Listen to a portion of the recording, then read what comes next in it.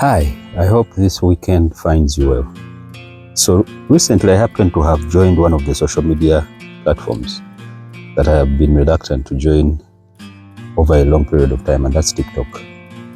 Well, I'm thankful to God that I did, because for the 1 or 2 weeks that I've been there, I've discovered that there is quite a vast amount of information across all sectors and across all fields, but my personal interest and focus being on farming, particularly coffee and banana, which is what I'm mainly engaged in right here at this farm. And there is one thing that I have been wondering, from what of course I noticed. There are quite a number of people on there that are sharing loads and loads of information on this plant called coffee, banana, and whatever else within the sector. And this is what I felt. This is what ran through my mind as a beginner.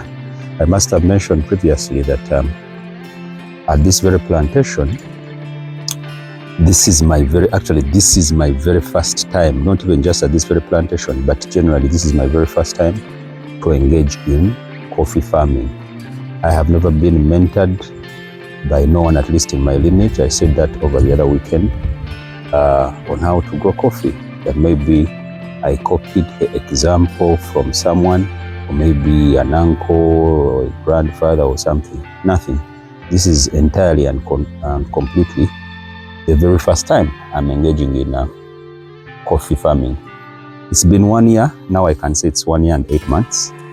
And of course, when you look at these trees, there is quite an interesting result to show, at least up to this stage.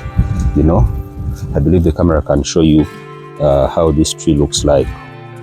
All right, and all the trees in my plantation are looking the same.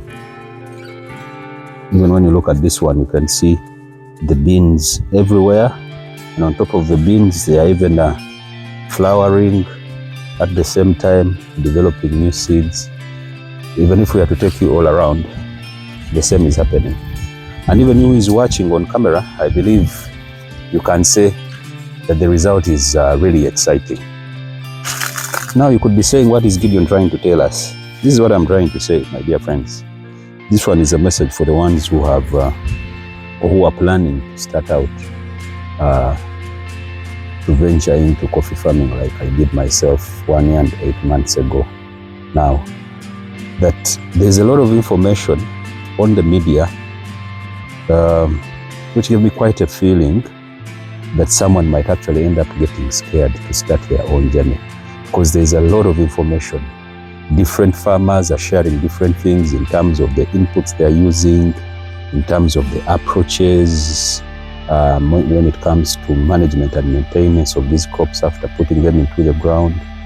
Even that very step of putting them into the ground, you find a lot of information, and some of it a bit of